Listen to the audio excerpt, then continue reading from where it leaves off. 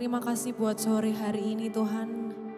Berikan kami hati yang baru ya Bapa, untuk datang menyembah-Mu, untuk datang memuji Engkau Tuhan. Dengan segala kerinduan kami hari ini ya Bapa, biarkan kami boleh merasakan hadirat-Mu Tuhan. Bolehkan kami merasakan hadirat-Mu dalam hati kami lebih lagi ya Bapa. Karena kami percaya Tuhan, kuasa-Mu yang besar, kuasa-Mu yang melebihi apapun Tuhan, yang akan selalu ada bersama kami Tuhan.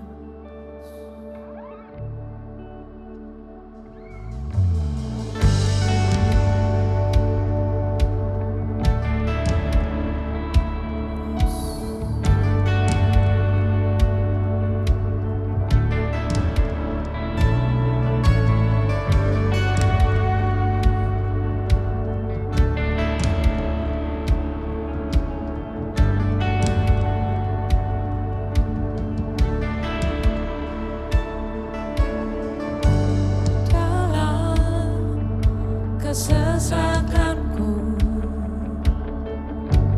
Kau beri kedamaian-Mu. Dalam keraguan ku temukan wajah-Mu.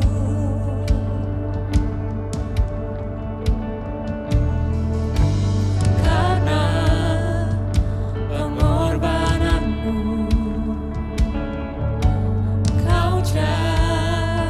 jadikanku baru.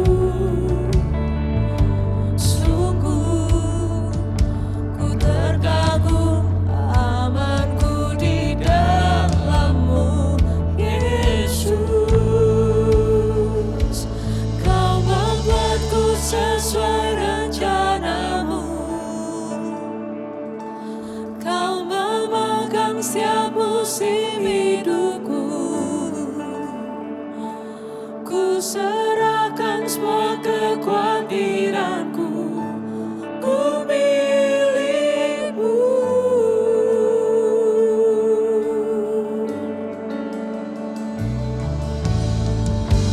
Karena pengorbanan-Mu, Kau jadikanku baru.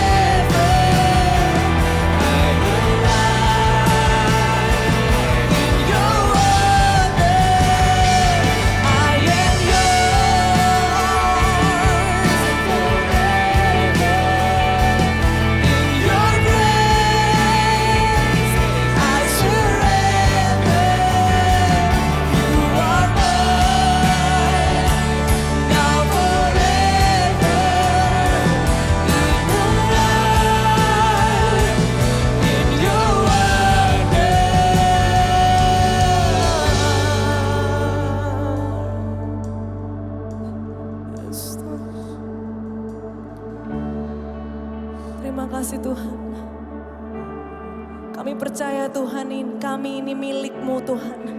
Kami dalam genggaman-Mu Tuhan. Kami percaya Tuhan, Engkau besar. Kuasa-Mu besar Tuhan, melebihi apapun. Dalam setiap musim kehidupan kami. Dari hari ke hari kami percaya Tuhan, Engkau yang berdaulat. Engkau yang berkuasa atas kami Tuhan. Kami percaya Tuhan. Kami mau serahkan seluruh kehidupan kami ke dalam tangan-Mu Tuhan. Yes Tuhan. Kami percaya Tuhan.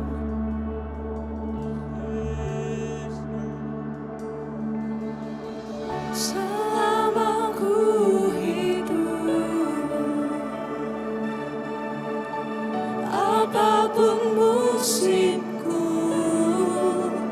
ku percaya kebesaran-Mu, kekuatanku di dalam-Mu. Ku serahkan hidupku, akui kuasa-Mu, ku serukan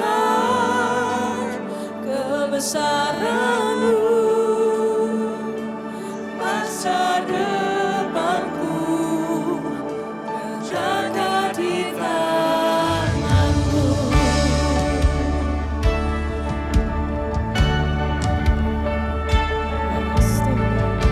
Terima kasih Tuhan.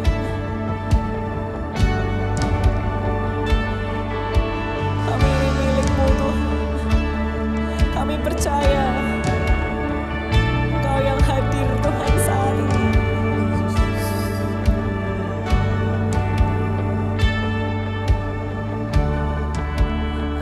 Ajarku berserah,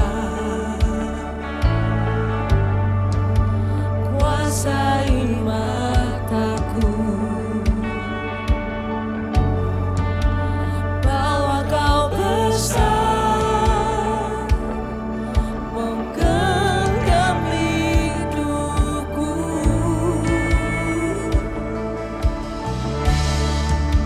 Walau ku berjalan di lembah yang gelap,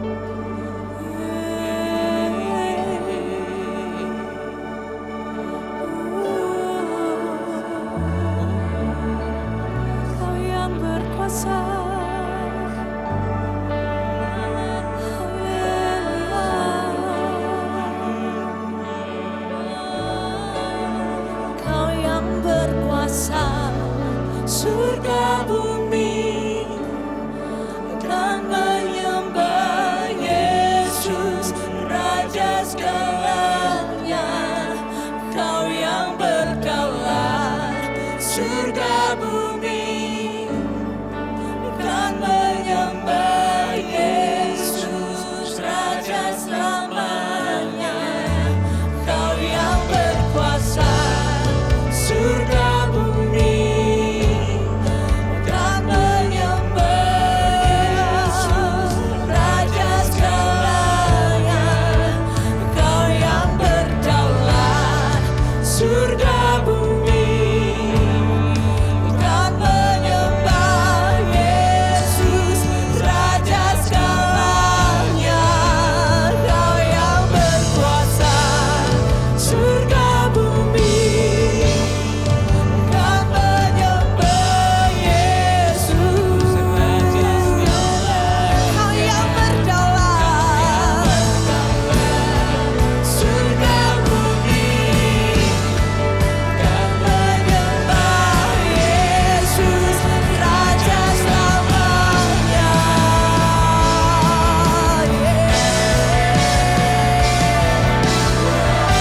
Selamanya Kau Raja kami.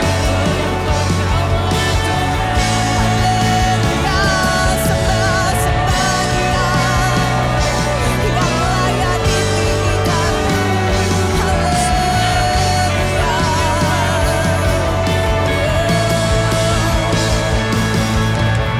Selama ku hidup,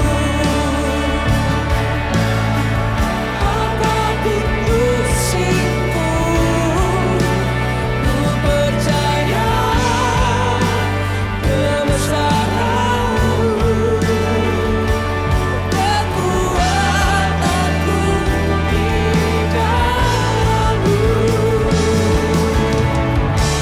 Serahkan hidupku, akui kuasa-Mu Tuhan. Ku serukan kebesaran-Mu, masa depanku terjaga di tangan-Mu. Haleluya, sembah-sembah Dia.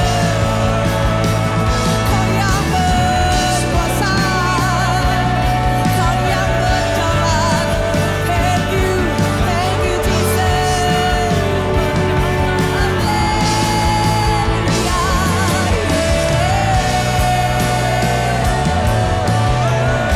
Sembah, Kau yang ditinggikan, Kau yang dinantikan Tuhan.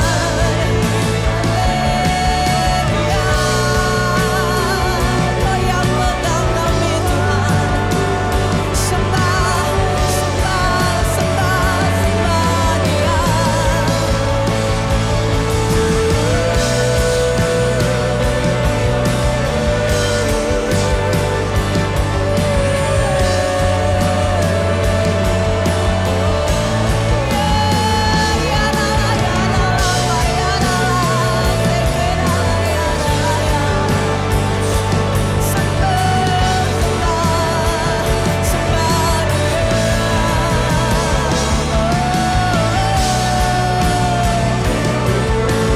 Kami menyembah dengan segala kerendahan hati.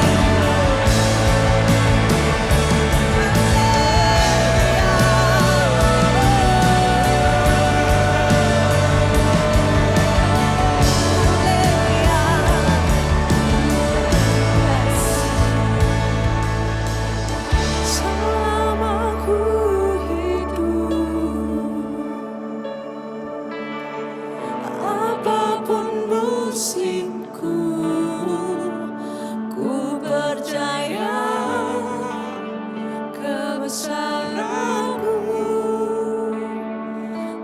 kekuatan-Mu di dalam-Mu. Ku serahkan hidupku,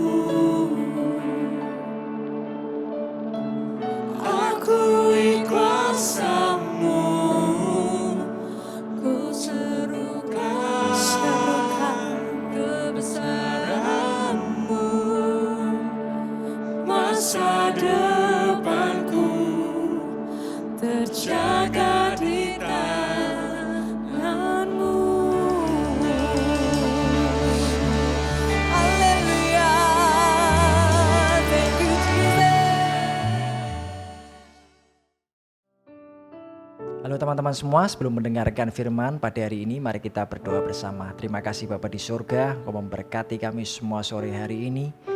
Engkau yang berbicara dari hatimu sendiri buat setiap kami, supaya kami bisa mengerti akan kebenaran-Mu, karena kebenaran-Mu itu yang mampu untuk mengubahkan kami semua. Roh Kudus, tolong kami, berbicaralah buat kami semua. Di dalam nama Tuhan Yesus kami berdoa dan kami mengucap syukur. Amin.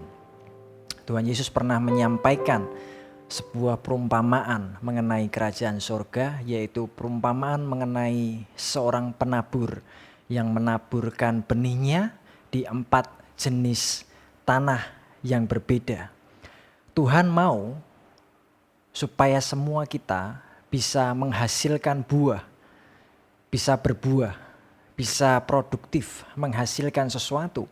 Bukan karena hasil manusia kita, bukan semata-mata hasil pekerjaan manusia kita.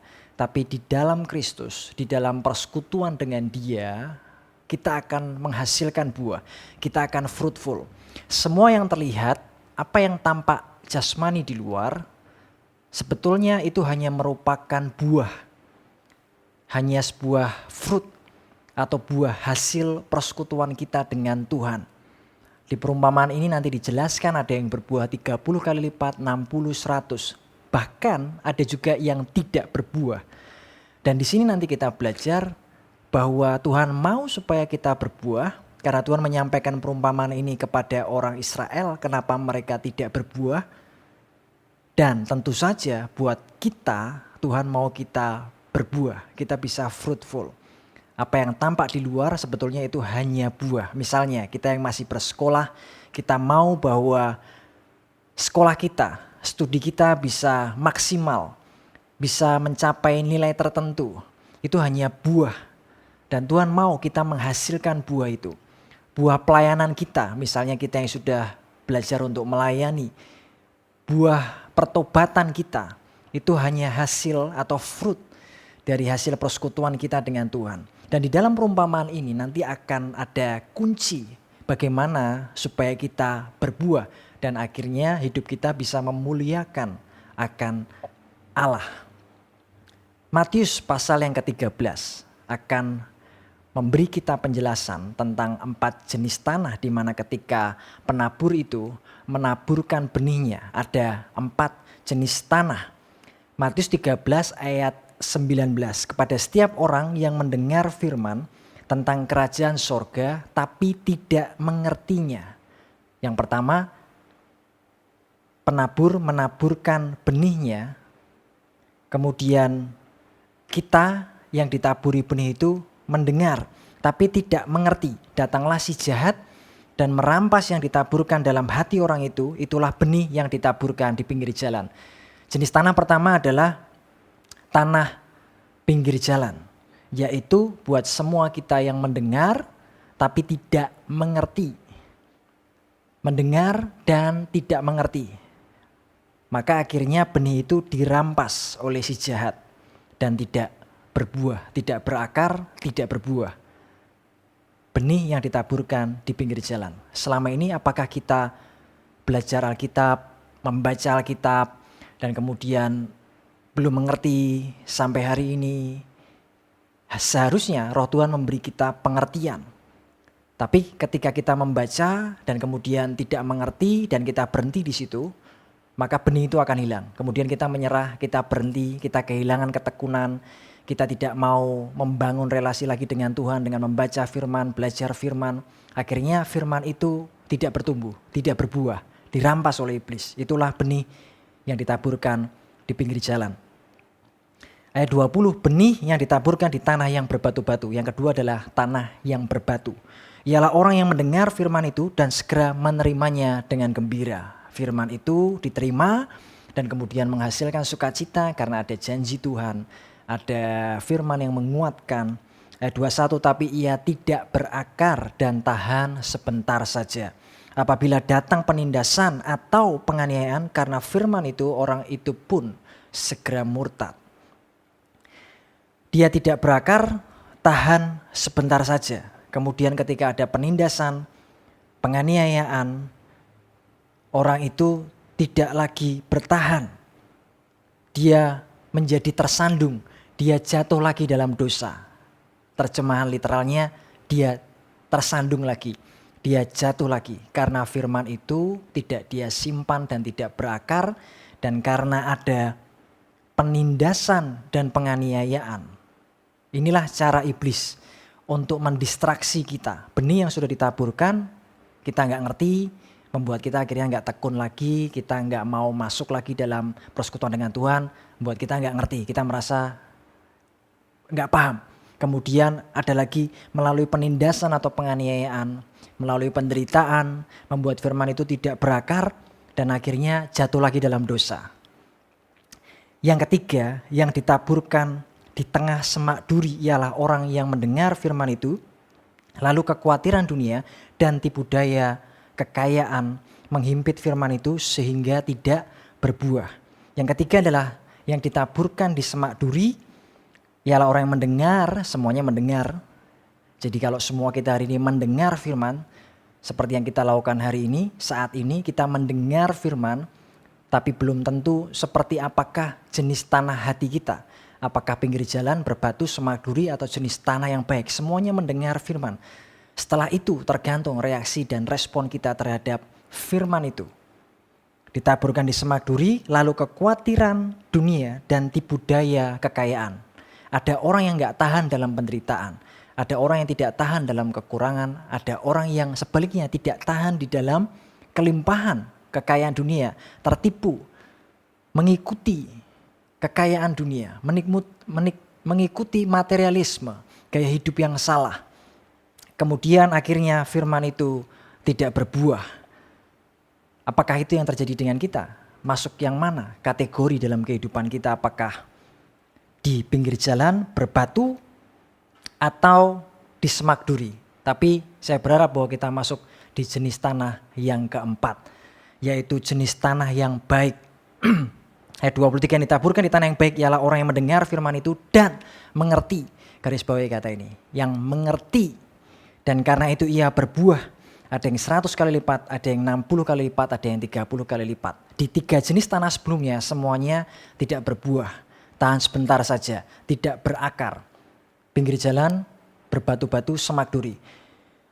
Iblis akan berusaha mendistorsi kita, membuat kita tidak fokus dengan firman, mendistraksi kita dengan kekayaan, penderitaan, dengan dunia ini, dengan kesenangan dunia. Dia akan coba semua itu dengan kekhawatiran, dengan kecemasan, membuat kita tidak fokus dengan firman, dan kemudian firman itu tidak bertumbuh dan berbuah. Tapi sebaliknya Tuhan mau kita berbuah dalam kehidupan kita, menjadi tanah yang baik. Ada yang 30, 60, bahkan 100 kali lipat untuk kemuliaan Tuhan. Kata mengerti tadi, karena ada satu kunci yang membedakan. Jelas 3 tanah ini tidak berbuah, kemudian hanya ada satu yang baik, tanah yang baik, jenis tanah yang keempat yang membuat akhirnya kita bisa bertumbuh dan berbuah. Dan kata kuncinya adalah mendengar dan mengerti. Di jenis tanah yang sebelumnya, mendengar tidak mengerti. Mendengar, terima dengan gembira, tidak berakar. Di semak duri mendengar, tapi kekhawatiran dunia, tipu daya kekayaan, akhirnya membuat firman itu, benih itu tidak bertumbuh dan berbuah. Tapi jenis tanah yang keempat mendengar dan mengerti. Kenapa bisa mengerti? Kenapa? Apa maksud kata mengerti ini? Mendengar dan mengerti maka dia berbuah. Mendengar dan mengerti maka dia fruitful. Kata mengerti dari kata Yunaninya adalah suniemi, yang artinya bertindak dengan iman, to act piously, bertindak dengan iman, itu kata mengerti. Bukan hanya mengerti tapi dia bertindak dengan iman. Ada waktu-waktu di mana kita belum mengerti akan kebenaran firman, belum cukup mengerti dengan utuh apa yang Tuhan maksudkan, tapi kita harus punya hati yang terbuka. Kemudian kita mau belajar melakukan dengan iman kita, maka Tuhan akan memberikan pengertian. Kadang-kadang prosesnya Tuhan balik. Kita belum mengerti, tapi kita melakukan terlebih dahulu. Kita melakukan terlebih dahulu, melakukan dengan iman tentu saja apa yang tertulis dalam firman Tuhan, maka Tuhan akan menambahkan pengertian. Itulah prosesnya. Jadi kita harus melangkah dalam ketaatan Apa yang kita tahu sekarang, apa yang kita baca hari ini dalam firman yang sederhana, yang mungkin firman yang sederhana tapi kita lakukan dengan iman, lakukan dengan iman. Misalnya contoh tentang mengasihi, tentang memberi. Dan kemudian nanti Tuhan akan tambahkan pengertian-pengertian yang dari Tuhan sendiri, dari Roh Kudus, bisa memberikan kita pengertian progresif. Bisa 30, 60, 100 kali lipat. Ada buah yang progresif. Dan tentu saja buah ini dalam fase kehidupan kita masing-masing ini sesuatu yang sangat berkaitan dengan hidup kita. Ini bukan hanya berbicara hal yang rohani saja, tapi berdampak ke kehidupan sehari-hari kita. Kalau kita sebagai seorang pelajar, kita mau berbuah, studi kita fruitful, sekolah kita fruitful, kita bisa mengikuti dengan baik. Mungkin nilai tidak harus A, gitu. Tidak harus semua yang kuliah IP-nya harus 4. Tidak selalu bicara angka, tapi paling tidak punya progres yang baik, punya nilai yang baik, itulah buah hidupmu. Dalam keluarga ada buah yang baik, fruitful, 30, 60, 100 kali lipat. Kehidupan kita, ucapan kita, perbuatan kita. Bagi yang kuliah juga sama, menampilkan buah yang baik, menampilkan kehidupan yang baik. Yang bekerja bisa produktif, bisa menghasilkan sesuatu yang baik karena persekutuan kita dengan Tuhan dan kita fruitful. Kita bisa mengerti tadi, melakukan. Cara yang pertama adalah buka hati untuk kita mau belajar seperti anak kecil, rendahkan hati kita, maka Tuhan akan mengajar step by step. Step by step. Yang kita tahu hari ini, yang kita baca, yang sederhana lakukan dulu. To act piously, bertindak dengan iman, memberi. Sekalipun mungkin kita dalam kekurangan, belajar memberi. Memberi tidak harus selalu bicara uang, tapi kita bisa memberi hal yang lain, perhatian, memberikan kasih, memberikan hal yang kita bisa, belajar mengasihi, itu yang Tuhan katakan, lakukan dengan iman.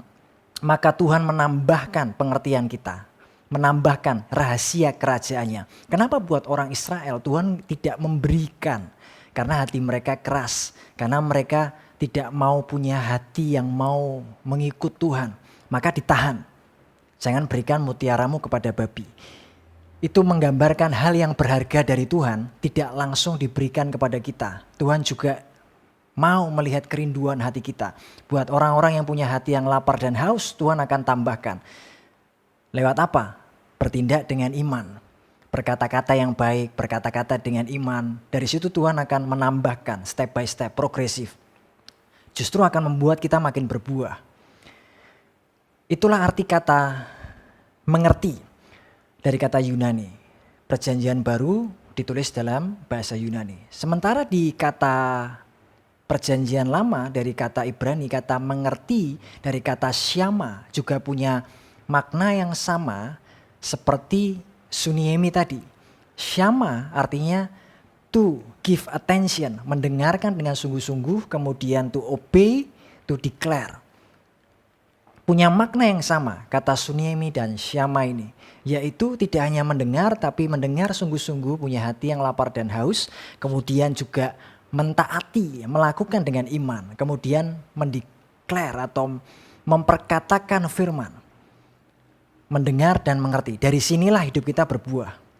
Orang yang mendengar dan mengerti, ternyata mengerti tidak hanya sekedar mengerti, tahu saja di otak, tapi juga dalam hatinya dan dia melakukan. Orang yang punya hati yang lapar dan haus mau belajar akan kebenaran, Tuhan justru tambahin. Tuhan justru buka rahasia-rahasia kerajaan surga. Di ayat yang ke-11 dituliskan di sini, jawab Yesus, kepadamu diberi karunia untuk mengetahui rahasia kerajaan surga, tapi kepada mereka tidak. Siapa mereka? Orang Israel. Mereka tidak. Kenapa? Ayat 14.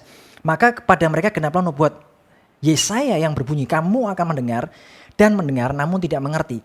Kamu akan melihat dan melihat namun tidak menanggap. Sebab hati bangsa ini telah menebal, telinganya berat mendengar, matanya melekat tertutup, supaya jangan mereka melihat dengan matanya dan mendengar dengan telinganya dan mengerti dengan hatinya lalu berbalik sehingga aku menyembuhkan mereka. Orang Israel hatinya menebal. Sekalipun mereka lihat Yesus dengan mata jasmani, tapi mereka tidak membuka hatinya untuk kebenaran itu. Untuk membuka kebenaran dari Tuhan sendiri. Mereka tidak punya hati yang terbuka, maka sekalipun mereka melihat dengan mata jasmani, tapi mata rohaninya tertutup. Telinga rohaninya tertutup. maka mereka tidak mengerti. Dan kenapa murid-murid mengerti? Kenapa? Karena mereka diberi karunia. Because it is given to you to know the mysteries of the kingdom of heaven. But it is not given to them. Given, ini adalah gift, karunia untuk mengerti rahasia kerajaan surga. Artinya begini, kalau teman-teman mau berbuah dan teman-teman mau mengerti rahasia kerajaan surga, buka hatimu, bangun persekutuan dengan Tuhan, dengan Roh Kudus, maka dari situ akan menghasilkan pengertian. Tuhan memberikan karunia untuk mengerti. Ini bukan hasil manusia kita, karena ini diberikan. It is given to you, the gift ini, karunia untuk mengetahui, untuk mengerti tentang rahasia kerajaan surga. Kita bisa lihat orang A, orang B mengalami pertumbuhan, dia bisa ngerti dan melakukan gitu. Ada sebagian orang percaya yang sudah lama mengikut Yesus tapi pengertiannya masih sampai di tahap hanya seperti di tahap dia sekarang tapi tidak mengalami pertumbuhan. Perbedaannya adalah orang yang satu mau belajar mendengar, merendahkan hatinya dan Tuhan memberikan karunia untuk mengerti. Yang satu Tuhan tidak buka rahasia firman-Nya karena yang satu tidak cukup menghargai firman. Gak cukup punya hati yang lapar dan haus. Gak cukup terbuka dengan kebenaran firman. Tidak cukup menghargai apa yang Tuhan berikan. Maka hari ini sekalipun kita masih muda, siapapun kita, saya berdoa supaya kita bisa fruitful. Supaya kita bisa berbuah. Miliki hati yang mau menerima kebenaran firman. Yang mau terbuka, belajar seperti seorang anak kecil. Maka Tuhan membukakan, menyingkapkan rahasia itu. Memberikan wisdom, memberikan hikmat. Akhirnya kita bisa fruitful, kita bisa berbuah 30, 60, 100 kali lipat. Buka hati kita, terima, bangun hubungan dengan Tuhan dan terima rahasia kerajaan itu. Ini bukan hasil usaha kita, ini adalah kasih karunia Allah. Kalau kita bisa mengerti rahasia kerajaan surga. Hari ini saya berdoa supaya kita bisa diberikan karunia untuk mengetahui rahasia kerajaan surga. It is given to you. Buat mereka tidak, tapi buat kamu, dia bicara dengan muridnya kan. Kepadamu diberi karunia, kepada mereka tidak. Kepadamu diberi karunia, given ya. Given berarti diberikan.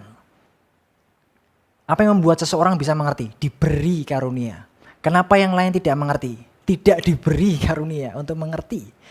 Maka kuncinya hanya satu, kita bangun hubungan dengan Tuhan sebagai anak, bangun relasi dengan Roh Kudus, ikuti pimpinannya, tetap baca firman gitu. Itu yang membedakan. Nanti waktu kita belajar step by step, day by day, bangun relasi dengan Tuhan, menikmati hubungan pribadi dengan Dia, maka Tuhan akan membuka rahasianya. Dia akan kasih pengertian buat kita. Rahasia kerajaan surga. It is given to you. Baru luarnya orang akan lihat buahnya.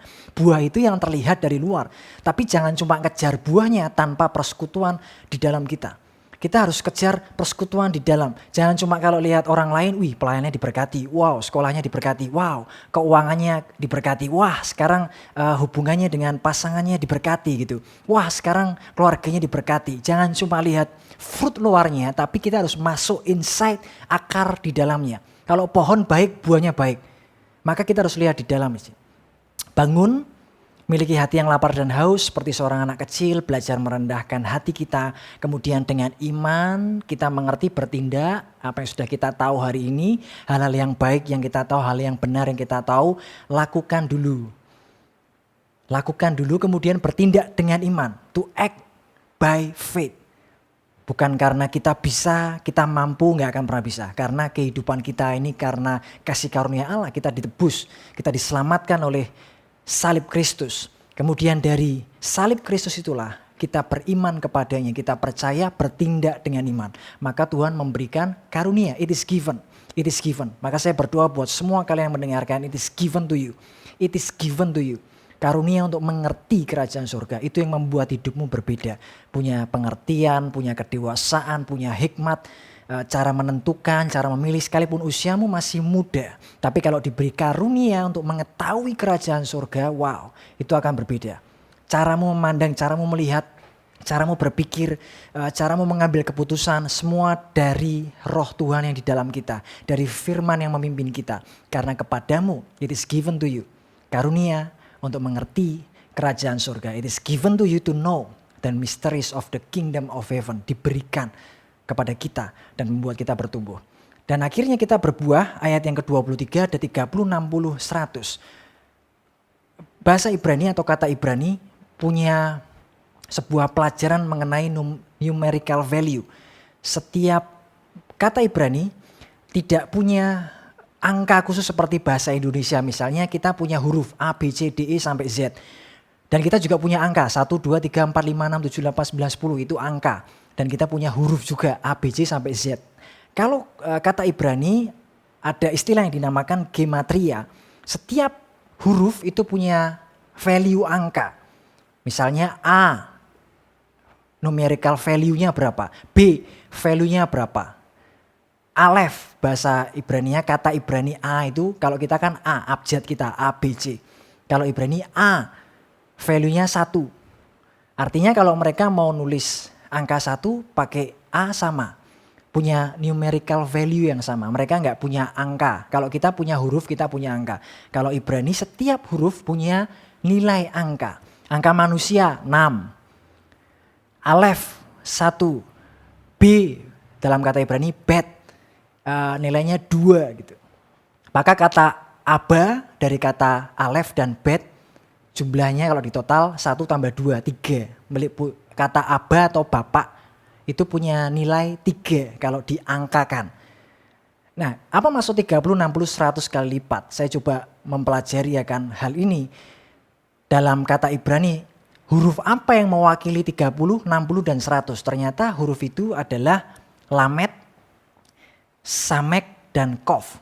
30 itu lamet punya arti to teach atau mengajar. Kemudian samek bentuknya seperti ini. Value-nya 60. Artinya to protect, dilindungi. Kof punya value 100. Kamu akan berbuah 30, 60, 100. Diwakili oleh huruf lamet, samek, dan kof. Kof artinya matahari. Diajar, diprotek, disinari dengan matahari. Perhatikan ini, dalam gematria ini, kalau kita menerima karunia, mengerti kerajaan surga, kemudian kita fruitful, di dalam buah yang kita hasilkan itu kita akan diajar oleh gembala kita, Yesus, Roh Kudus, firman, diajar. Kemudian diprotek, benihnya diprotek, dijaga, dilindungi sampai berbuah. Kemudian disinari dengan matahari itu yang membuat tanaman bisa bertumbuh dengan baik karena membutuhkan sinar matahari itu berbuah. Maka ada progresivitas di sana. Ada yang disebut 30, 60, 100. Buah yang kita hasilkan bisa 30 kali lipat, 60, 100. Tapi saya melihat di sini ada sebuah progresivitas. Kalau kita mau belajar di dalam Yesus, di dalam Kristus itu, kita akan diajar, benihmu diproteksi, kamu akan disinari dengan matahari yang bisa memberikan matahari hanya Tuhan karena Dia pencipta segalanya. Diajar, diproteksi benih kita, lalu kemudian kita bisa bertumbuh. Kita akan disinari, diterangi oleh Roh Kudus. Apa yang membedakan orang-orang baca Alkitab dan kemudian bisa, oh ini ya artinya. Itu karena diterangi oleh Roh Kudus, diterangi oleh Roh Allah sendiri. Itu yang membedakan orang Israel waktu itu mata rohani mereka tidak terbuka, mata rohani mereka gelap, mereka buta. Sekalipun mata jasmaninya melihat, mata rohaninya buta karena tidak diterangi. Bagian lain Alkitab mengatakan bahwa mereka diselubungi. Ada selubung di mata rohani mereka. Tapi hanya Yesus yang dapat menyingkapkan selubung itu. Itu yang membedakan.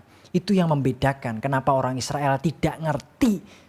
Bahasa lainnya gini, kalau bahasa Jawa kita sehari-hari itu enggak ngeh gitu. Yesus di depan mata mereka enggak ngeh.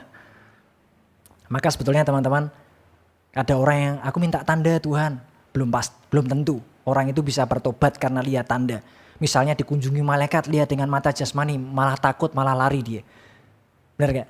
Maka sekarang Tuhan ngajarin gini, berbahagialah kamu, diberkatilah kamu yang tidak melihat tapi percaya. Percayalah dengan apa yang tertulis dalam firman.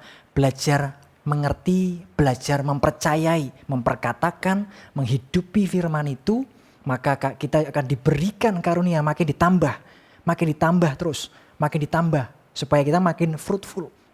Disitulah orang baru lihat buahnya, mereka lihat kita. Padahal ada Tuhan yang gak kelihatan di dalam kita yang mengerjakan buah-buah itu. Buahnya apa aja sih? Dari hal yang kelihatan jasmani, karena apa yang jasmani itu dihasilkan dari yang rohani. Kalau teman-teman mau berhasil dalam studimu, masuk ke hal rohani, ada janji Tuhan di sana. Kalau kita mau bisa memilih dengan baik, memilih pasangan hidup, memilih masa depan kita, menentukan masa depan kita, masuk ke hal rohani. Di inside, di spirit kita, di dalam firman, semuanya ada di sana. Maka nanti dinyatakan di dalam jasmani. Termasuk hal-hal yang jasmani, yang real. Berkat rohani itu terekspresi di dalam hal jasmani. Walaupun kita gak bisa balik ya. Maksudnya gini, kita gak bisa ukur berkat rohani itu dari sekedar nilai angka kekayaan, gak bisa. Misalnya kalau yang kaya berarti diberkati, gak bisa, gak berbanding lurus. Tapi berkat rohani pasti akan terpancar ke hal yang jasmani, yang bisa dilihat. Itulah fruit, itulah buah. Saya berdoa semua kita bisa fruitful, kita bisa berbuah karena kita punya persekutuan bersama dengan Tuhan 30, 60, 100 kali lipat. Kita akan diajar pribadi oleh Roh Tuhan, kemudian kita akan diproteksi benih kita, firman itu akan dijagai karena kita menghargai firman itu, dan kemudian akan diterangi hati kita, membuat kita ngerti tadi, it is given to you, untuk mengerti karunia rahasia kerajaan surga, dan kemudian kita fruitful. Yohanes 5 menuliskan bahwa kita hanya bisa berbuah di dalam Dia. Akulah pokok anggur, kamulah ranting-rantingnya, barang siapa tinggal dalam aku dalam Dia, ia berbuah banyak. Sebab di luar aku kamu tidak dapat berbuat apa-apa. Bangun persekutuan pribadi kita dengan Tuhan, cara paling mudah adalah diam, belajar rest di dalam Tuhan, kemudian receive, terima, karena karunia itu it is given to you. Given artinya diberikan, itu pemberian. Pemberian harus diterima, harus di receiving. Ini bukan pencapaian gitu.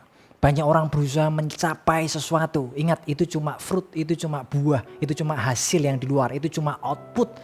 Jangan kejar output, tapi benahi inputnya dulu. Inside baru keluar output. Semua yang kalian inginkan, yang kalian lihat di luar, di usia remaja kita hari ini, di usia masa muda kita hari ini, jangan kejar hanya apa yang di luar, karena itu yang tampak hanya fruitnya saja. Perbaiki yang di dalam, persekutuan pribadi dengan Tuhan, terima kasihnya, terima penebusannya di atas kayu salib. Dia menggantikan kita, dosa kita ditanggungnya, dan kita dibenarkan, dikuduskan jadi orang-orang yang kudus, jadi orang-orang yang benar karena Dia menebus kita. Percaya akan penebusannya, menerima kasih karunia-Nya. Kemudian kita terima rahasia kerajaan surga dan belajar melakukan dengan iman. Karena iman itu pasti terekspresi dalam kehidupan kita sehari-hari. Entah kita yang sekolah, entah kita yang bekerja, entah kita yang berkuliah. Hiduplah dengan iman kita. Kemudian persekutuan dengan Allah akan menghasilkan buah-buah kehidupan yang akhirnya membuat kita bisa berbuah dan hidup kita memuliakan Tuhan. Kita akan menikmati perjamuan kudus hari ini. Teman-teman bisa siapkan roti dan anggur yang kalian sudah siapkan di rumah. Dengan makan roti dan anggur ini, Tuhan berkata bahwa kita mengingat kembali. Ini jadi sebuah peringatan akan aku, remembrance of me. Peringatan akan kematian Tuhan. Peringatan akan pengorbanan Kristus 2000 tahun yang lalu buat kita, menggantikan kita. Dia menjadi substitusi buat orang yang percaya mendapatkan keselamatan dan semua janji Allah di dalam Kristus itu kita bisa nikmati hari ini. Kesehatan, perlindungan, penjagaan, hikmat, kecerdasan, semua yang kita butuhkan di dalam hal rohani dan terekspresi dalam alam jasmani. Semua karena pengorbanan Kristus. Maka hari ini kita ingat kembali pengorbanan Tuhan. Kita taruh iman dan pengharapan kita di sana karena Yesus sudah menyelesaikannya di kayu salib, bukan karena usaha kita. Tapi kita taruh iman dan pengharapan kita di dalam pengorbanan Kristus. Dan pengorbanan Kristus itu yang memampukan kita, menebus kita, memberi kita kemampuan untuk bisa berjalan di dalam kehendak-Nya. Kita berdoa, kami bersyukur buat pengorbanan-Mu Tuhan. Bukankah roti yang kita pecah-pecahkan adalah persekutuan kita dengan tubuh Kristus? Amin. Mari kita makan.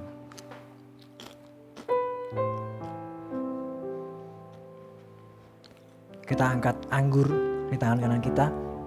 Terima kasih karena Engkau membeli kami dengan darah yang mahal. Darah yang suci, yang kudus. Yang membayar kehidupan kami. Sehingga kami jadi orang-orang yang diselamatkan. Engkau menanggung dosa kami. Engkau yang tidak berdosa menjadi berdosa. Supaya kami yang berdosa ini menjadi tidak berdosa. Engkau yang menanggung Tuhan kutuk kami.